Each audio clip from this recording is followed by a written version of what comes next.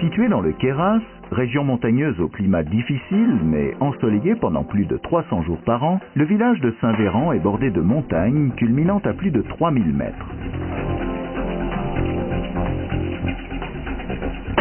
En 1967, l'Observatoire de Paris installe une station astronomique expérimentale au pic de Château-Renard, au-dessus du village, à 2990 mètres d'altitude.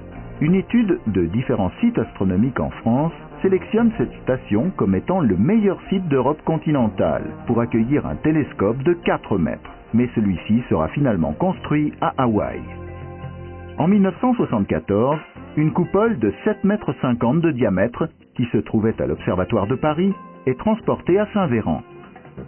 Une monture équatoriale provenant de l'Observatoire de Nice y est installée. La station est alors dédiée à l'étude du Soleil, mais cette mission prend fin en 1982 pour des raisons de difficulté d'accès. En 1990, la station est mise à la disposition des astronomes amateurs et est désormais gérée par l'association Astro-Queyras et l'Observatoire de Paris. On y installe alors un télescope de 62 cm. C'est maintenant le plus haut télescope de France, sous l'un des ciels les plus purs d'Europe. L'observatoire est désormais ouvert à des équipes d'astronomes amateurs confirmés, sélectionnés sur des projets scientifiques ou pédagogiques. C'est ainsi qu'en 2002, un groupe d'astronomes amateurs du Club d'astronomie de Lyon, Ampère, dépose une demande de mission.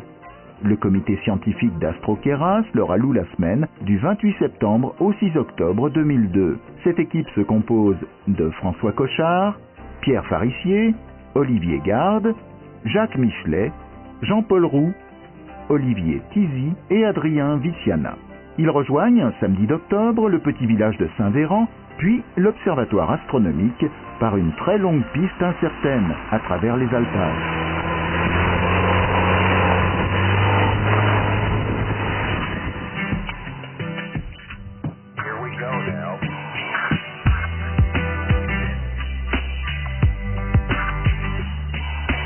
L'observatoire est situé sur le sommet de la crête, immédiatement sous le pic de Château-Renard, avec une vue imprenable sur le mont Viso. Avec ses préfabriqués, abritant les dortoirs collectifs, la cuisine, une salle de séjour et ses couloirs obscurs en demi-tube reliant les différents lieux de vie, la station s'apparente plus à une base polaire qu'à un hôtel 3 étoiles. Elle est complètement autonome, avec ses citernes de neige fondue pour l'eau courante, des panneaux solaires pour l'électricité, une liaison téléphonique pour rester en contact avec le reste du monde et juste 2 pièces chauffées, alors que les températures avoisinent fréquemment les -10 la nuit et que les chutes de neige pouvant bloquer les équipes sont toujours possibles. Un isolement extrême, mais sous des cieux eux aussi extrêmes.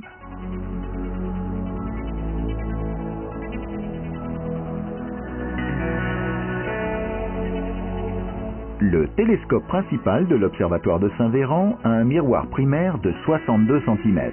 Il est du type casse-grain, c'est-à-dire que la lumière est concentrée au foyer du télescope, situé derrière le miroir primaire, et a une focale de 9 mètres avec un rapport FD de 15. Le télescope est installé sur une monture dont l'axe vertical est incliné exactement de 44 degrés 41 minutes et 52 secondes, afin d'être dirigé vers le pôle céleste. Cette configuration dite équatoriale permet, lorsque l'on fixe une étoile, de compenser la rotation de la Terre. L'ensemble pèse plusieurs tonnes, mais une mécanique et une électronique exceptionnelles lui donnent une précision d'horloge suisse. Le pilotage du télescope se fait depuis une salle de contrôle située juste à côté. Super. Attends, on va la recalibrer celle-là. Donc là, on est dans la salle de contrôle. Le télescope est juste à côté. Ici, on a principalement 3 ordinateurs. Un premier ici qui va piloter, contrôler le télescope et nous aider à pointer l'une ou l'autre étoile. On a un deuxième ordinateur au fond sur lequel est branchée la caméra qui est à côté du télescope et qui va nous permettre de surveiller qu'en permanence l'étoile rentre bien dans la fibre optique. Et on a ici un troisième ordinateur sur lequel est branchée la deuxième caméra, celle du spectrographe, et qui nous sert vraiment à faire l'acquisition des spectres. Par contre, la coupole se tourne toujours à la main, via une solide manivelle. L'objectif de la mission est l'observation de spectres en basse et haute résolution d'étoiles de type BE autour de la raie H-alpha.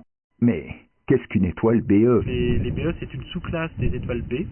Les étoiles BE, c'est à peu près 20% des étoiles B, et elles ont la caractéristique d'avoir des raies, au moins une des raies de Balmer en émission. On nomme ces raies généralement H-alpha, la première raie d'hydrogène, c'est généralement la plus brillante, ensuite H-bêta, H-gamma, H-delta, etc. L'élément central d'un spectrographe est un réseau. Il s'agit d'une surface transparente ou réfléchissante sur laquelle est gravé un très grand nombre de traits, de l'ordre de 100 à 1200 traits au millimètre. En passant sur ce réseau, chacune des longueurs d'onde composant la lumière de l'étoile va être plus ou moins déviée, comme avec un prisme. À la sortie du spectroscope, à la place d'une image ponctuelle de l'étoile, on obtient un trait de la lumière, décomposé comme un arc-en-ciel que l'on nomme un spectre. On peut alors étudier l'intensité de chaque partie de ce spectre et en déduire le type et la composition de l'étoile, mais aussi sa vitesse radiale de déplacement par rapport à nous. Pour les spectres à basse résolution, François a conçu un montage expérimental, placé à l'arrière d'un petit télescope de type Célestron 8. Alors ça, c'est un réseau de diffraction sur lequel sont gravés 300 traits au millimètre, et c'est un petit dispositif qui va permettre de disperser la lumière. On va l'utiliser dans un montage relativement simple. On utilise le tube du télescope pour faire converger la lumière, une lentille de Barlow ici qui va rendre ce faisceau de lumière parallèle, qui va passer au travers du réseau et qui va être récupéré par un objectif photo qui va de nouveau converger, mais une fois la lumière dispersée, sur le CCD, sur le capteur de la caméra, et qui va nous permettre de faire une image non pas d'une étoile fixe, mais d'une étoile étalée en lumière sur toute l'image de la caméra. Ce montage sera utilisé pour obtenir des spectres complets d'étoiles BE, mais il ne permet pas de détailler précisément la forme de la raie H-alpha qui nous intéresse. Pour obtenir le détail du spectre, nous allons utiliser un montage bien plus complexe, associé au grand télescope de la station. Le principe est exactement le même, mais on va utiliser un réseau de 1200 traits par millimètre au lieu de 300. Mais partons d'abord de l'arrière du télescope, là où arrive concentrée la lumière de l'étoile. En fait, on va intercepter cette lumière par un petit miroir incliné ici, qui va aller vers cette caméra. Et dans le miroir se situe un petit trou dans lequel vient se loger la fibre optique.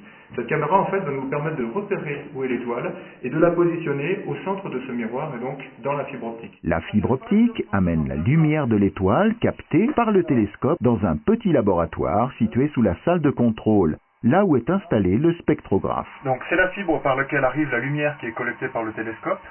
On l'installe ici dans un petit dispositif qui s'appelle l'anamorphoseur.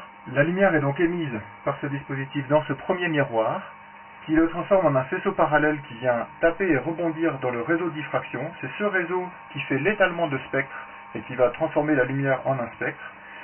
Ce faisceau, donc de nouveau parallèle mais dispersé, vient rebondir dans le second miroir, qui fait de nouveau un faisceau convergent, qui vient rebondir dans ce petit miroir à 45 degrés et aller dans la caméra CCD qui est ici et qui vient former l'image du spectre qu'on peut voir sur l'écran.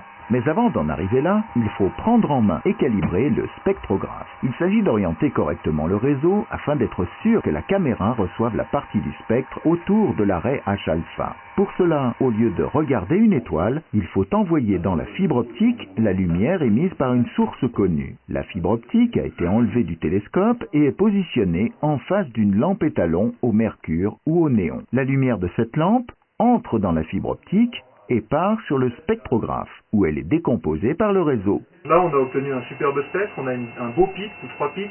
La question, c'est à quelle longueur d'onde. Pour ça, on va utiliser des spectres de référence. L'avantage de cette lampe, c'est qu'elle a des raies très caractéristiques et parfaitement connues, donc on trouve dans toutes les bibliothèques.